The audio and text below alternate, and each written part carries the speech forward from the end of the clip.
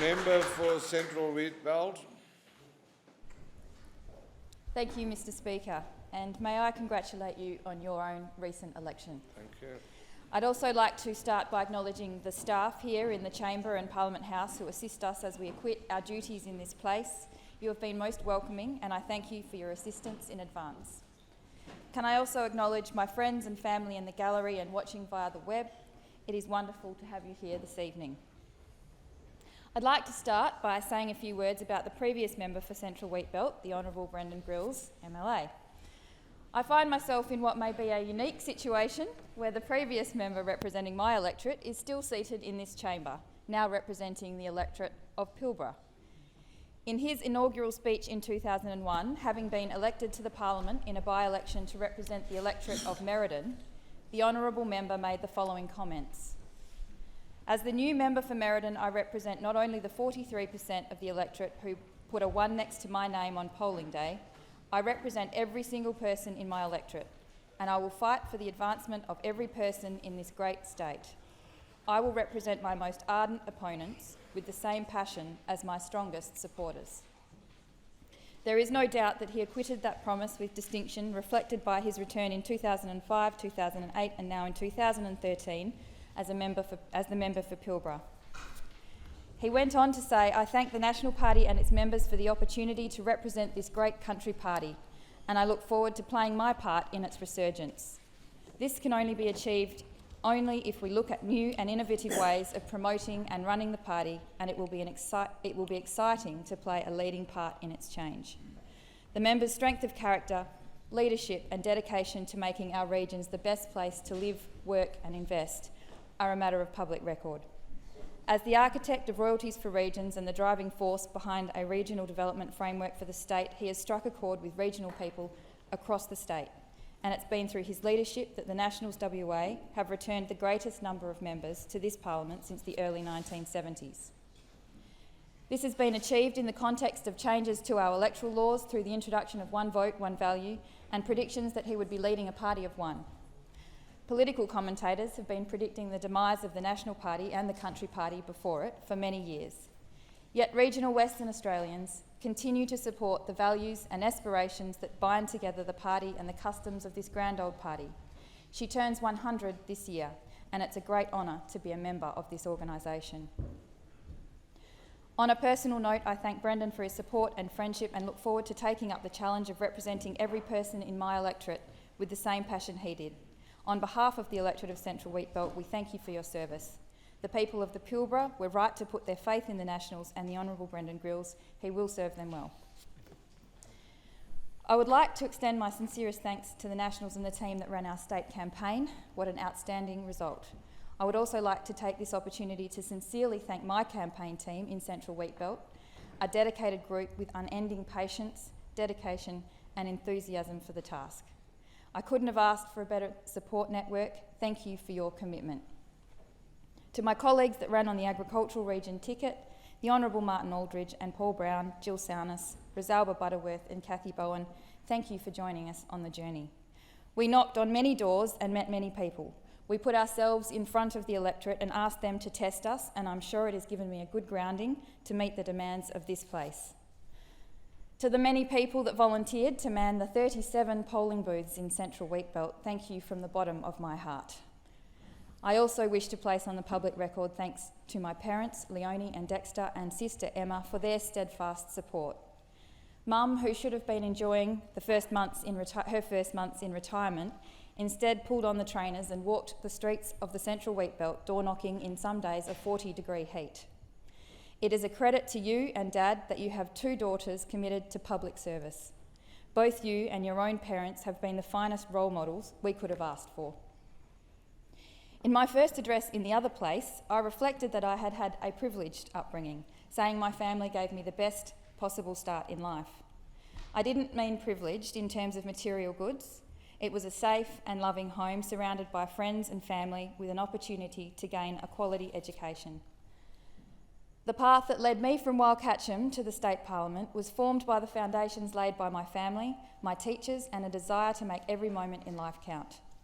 I was raised on the family farm where my father's family were pioneers in the district and are still there today. My mum's family farm in Darkin and Wagen in the southern wheatbelt, and they are still there today. I owe my determination, my ambition and strength to my family and the community I grew up in, surrounded by people with a strong drive to contribute and volunteer their time to make our part of the world a better place to live and work. To complete my schooling, I attended a boarding school in Perth and went on to attain a degree from Murdoch University in marketing and the media.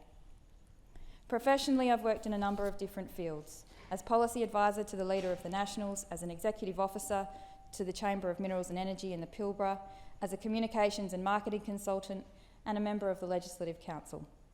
I know these roles, along with other interests I've pursued, have provided a strong foundation for the 4 years ahead. I am honoured to stand here as the member for Central Wheatbelt and thank the electorate for their support. I offer my congratulations to Stephen Strange and the Liberal Party and John Waters from the Labor Party for running strong campaigns. There is no doubt that each candidate put their best foot forward, and the electorate will be the beneficiary of the hard work that was required to gain their support and trust during the campaign. I give an undertaking to honour this support and trust by continuing to work hard. The Central Wheatbelt encompasses 53,898 square kilometres, starting at the local government boundary of Northam and stretching east to the furthest boundary of the Shire of Merredin. It covers the northeast from Muckenbudden to the southeastern point of Hyden, and in the northwest from Ballajoo to the southern point of Brookton. There are 22 local government authorities and many more towns and localities. Each community has a distinctive identity and history. Despite this, there are many more similarities than differences. The region is defined by the people who have chosen to live, work and invest in what I think is a beautiful part of this world. There is a unique social fabric that holds them all together, draws people in times of crisis, nurtures our youth, honours our elderly, celebrates our history and seeks out a sustainable future. There is tradition laced with innovation and modernism, whether it's cutting-edge technologies and science applied in the agricultural sector, new industry or the evolution of our small businesses in a global marketplace. Some people, like my family, have called it a home for nearly a century. I hope many people choose to make it their home tomorrow and into the future. In these prosperous economic times, there is real opportunity for regional Western Australia, and in particular the communities in the electorate of Central Wheatbelt. With the state's economy and lifestyle driving significant population increases, the region is ideally placed to play a key role in accommodating and capitalising on this growth. We're close to Perth. There are existing key transport and infrastructure corridors. There is land availability and we are blessed with fabulous natural assets. I'm probably biased, but I think we live in a pretty fantastic part of the world. So in addition to growing and retaining our own, our challenge is to attract and retain those people seeking to make Western Australia their new home. I'm delighted the Nationals have been returned to government with the opportunity to deliver another 4 years of the iconic Regional Development Program Royalties for Regions. This $1 billion a year investment scheme focuses the attention of government on the regions. And far from being just a checkbook, it's about how the state prioritises spending and policy in every portfolio across government for the benefit of our regional communities. Its existence demonstrates an ongoing and serious commitment by the state government to the prosperity, growth and sustainability of our regional towns and cities. $1 billion a year is a significant sum of money. $1 billion a year leveraged with funding from other sources is even more significant. But then we have significant challenges ahead. There are more people accessing our health system, more children requiring access to education, more cars on our roads and more demand for energy. This rapid and unrelenting growth, not projected but actual, is a challenge for government now and most certainly into our future. Royalties for Regions is certainly not designed to be the panacea for all of these challenges, but in the past 4 years we've started to tackle some fairly major issues: health, education, housing, communications, childcare, tourism and aged care. In the electorate of Central Wheatbelt, this has been manifested through a variety of projects and initiatives.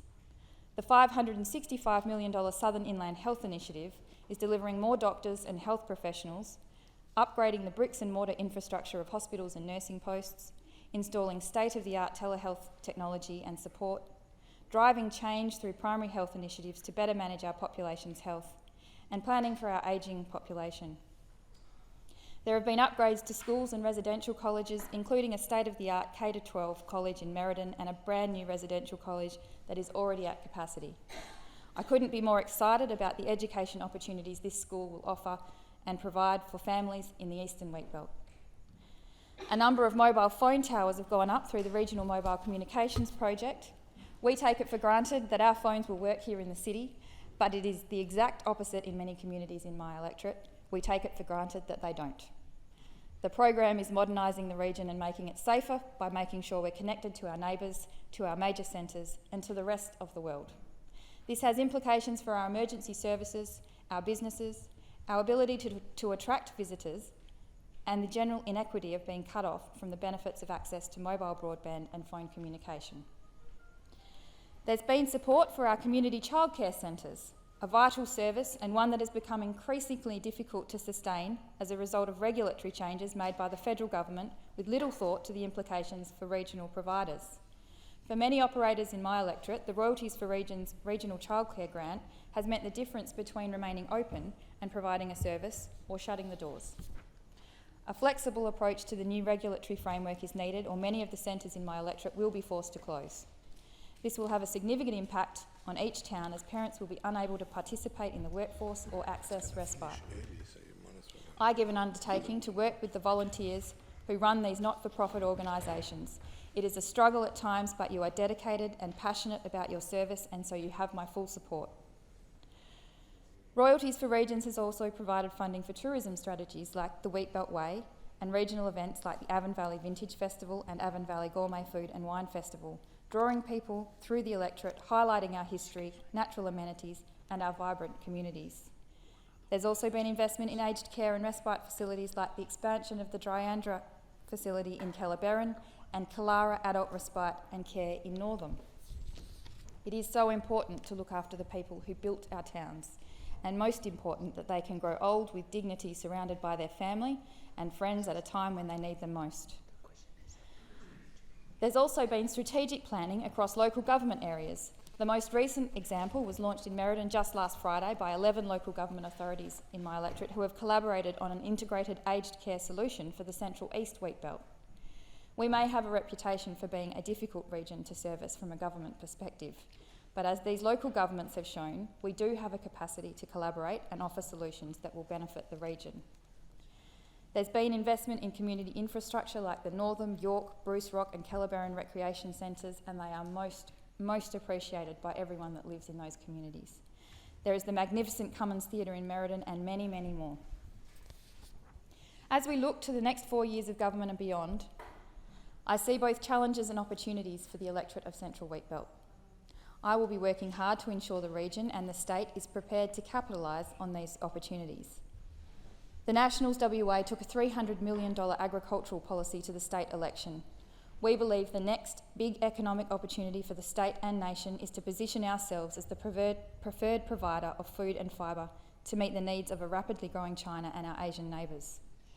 To achieve this, we will require investment in key infrastructure to ensure we can move product to port in an efficient manner, the identification of new markets, funding for research to ensure we're developing produce that meets the needs of our climatic conditions and our end markets, and an investment in the workforce we'll need to service this industry. It means identifying where we can value add and attract investment to grow the sector. At the launch of our election campaign in 2J earlier in the year, our leader spoke of the changes we've seen in the mining sector since the year 2000. No one could have anticipated the scale of growth in this sector over the past 10 years. In 2008, 25% of royalties collected by this state government equated to around $375 million. In 2012, it's more than $1 billion. The same customers that purchase our iron ore are modernising their economy. They have a growing middle class with a changing diet and a greater income. With investment and support, we can position Western Australia to become a food and fibre provider of choice, but we have to work at it. It won't just happen. In my electorate, agriculture underpins the economy. We export a majority of what is grown, predominantly wheat and other grains, along with animal products. I will be working to ensure we can sustain and adapt to meet these new opportunities. This does not detract from the fact that there are some businesses within the sector that are suffering serious hardship, particularly in the Eastern Wheatbelt. Conditions have conspired to create the perfect storm: the high Australian dollar, successive poor seasons, the impact of policy decisions in relation to live animal export made by the federal government, and a rapidly changing and ever-evolving global trading environment. I commend work done by the previous Minister for Agriculture, the Honourable Terry Redmond, to prepare and support the sector towards a sustainable future. I look forward to working with the newly appointed Minister for Agriculture. My electorate depends on the fortunes of our primary producers, and while I'm convinced there is a strong and sustainable future in the agricultural sector, there are challenges in the here and now this Parliament must remain cognisant of. Over the past 4 years, there has been a strong focus on the built or hard infrastructure through Royalties for Regions program.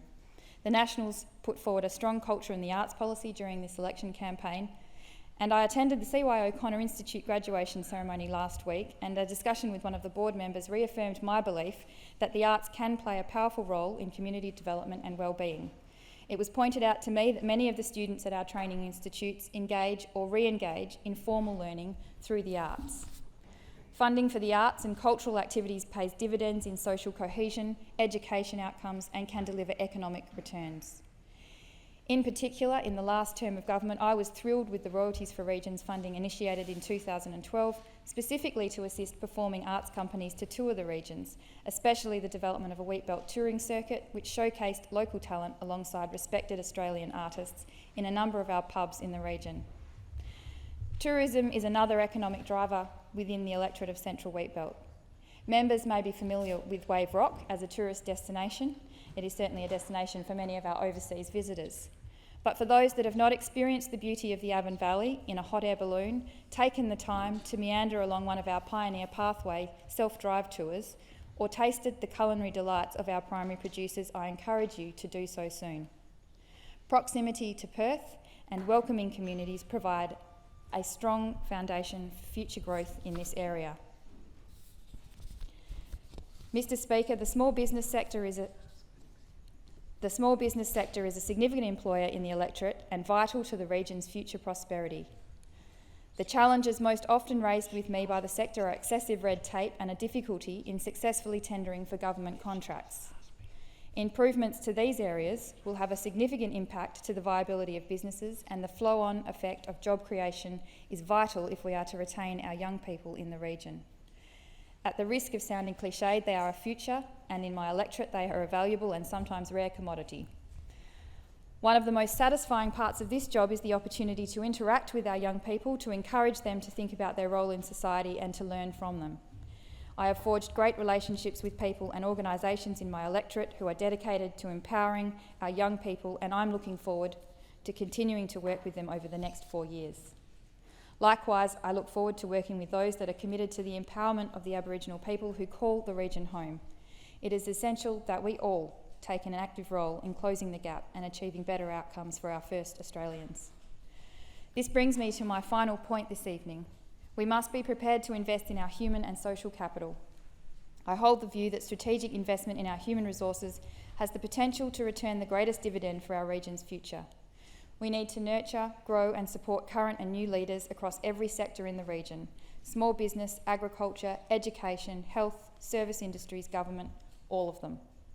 This will allow us to continue to proactively shape a future for the region into one of opportunity compatible with our region's assets.